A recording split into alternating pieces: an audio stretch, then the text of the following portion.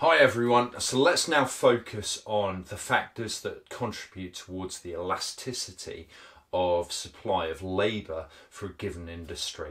Some markets will experience a very wage sensitive level of supply, other markets will experience a more insensitive relationship between the wage rate and the quantity of labour supplied. So let's take a look. Firstly, a definition.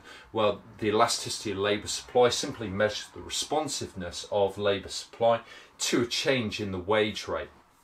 Okay, here we've got an elastic supply curve of labour, and we can see that a 20% rise in the actual wage rate from W1 to W2 gives rise to a proportionally bigger change in the actual level of employment in the marketplace, or those seeking employment. And employment rises from E1 to E2 by 40%. Okay, so that's highly wage sensitive in that industry. Meanwhile, we've got an inelastic supply curve here, and we've got a 50% change in the wage rate, which gives rise to just a 10% change in the quantity of labour supplied. Okay, so this is far more insensitive. We've got a sensitive, wage sensitive labour supply curve there, and a wage insensitive labour supply curve there. Okay, remember they're both upward sloping. They've both got a positive relationship between the wage and employment, because the higher the wage that you're offered, the more chance people will actually want to enter that workplace, of course. Okay, so just looking at some of these factors that govern what the different elasticities may mean within a particular sector. So firstly, the specific skills and qualifications that are required.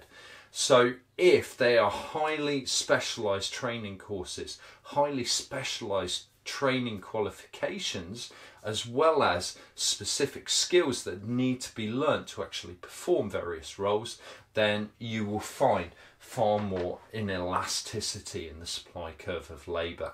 Okay, so that makes perfect sense, because it takes years to actually train up for many different roles and to gather the right level of experience to actually perform those roles well. Likewise, if we consider the exact opposite there, the fact that with unskilled or some semi-skilled jobs, you can pick them up very quickly, and it means that people can actually enter and leave those industries very quickly.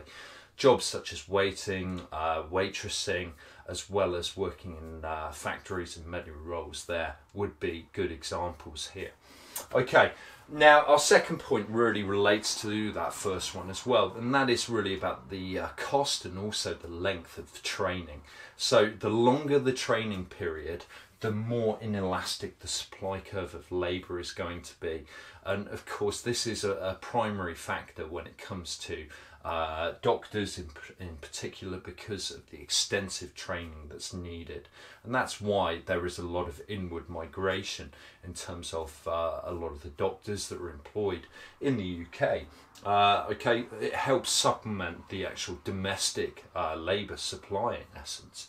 Okay, but we've also got the cost implication here as well, and not just the cost itself, but the opportunity cost as well. So in going to university, of course, there's therefore going to be years of foregone earnings, as well as the additional cost.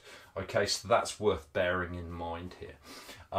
Okay, so that may deter some graduates, some potential graduates, to actually go to university, and as a result they may enter more elastic supply curve labour markets. Okay, in contrast to those graduates who might have highly specialised knowledge and can apply that in various roles. Okay, then we've got non-monetary characteristics. Now, when it comes to non-monetary characteristics, there are some jobs where people just enjoy the job and therefore will tolerate no pay increases or just small increases in the pay without necessarily leaving such lines of work. In other areas where there's no pay rises taking place, well, people will actually move to an equivalent labour market, which may be partially related, and a substitute labour market in essence.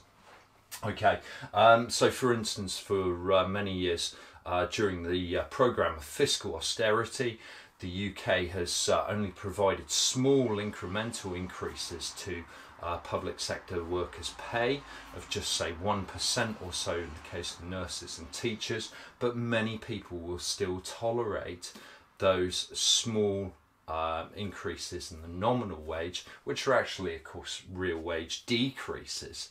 Okay, and the reason for that is because generally they enjoy the job. Okay, so that would make the supply curve of labour less elastic there. Okay, now next point. Long-term changes in factor and occupational mobility is also another interesting factor to consider. Remember, labour is one of our key factors of production, and therefore if you're able to improve factor mobility in the longer term, not just adjust it initially and cause that shift that we talked about in our last lesson, but improve factor mobility so that labour is more geographically mobile, then you're likely to see a far more elastic supply curve. But yet, if factor is immobile, then the supply curve of labour will be far more inelastic. Okay, then we've got the point regarding occupational mobility. How easily can you switch between different roles in perhaps related and even unrelated job markets? Okay, so that's also another one worth thinking about there. Then there's a minimum skill level that's actually required.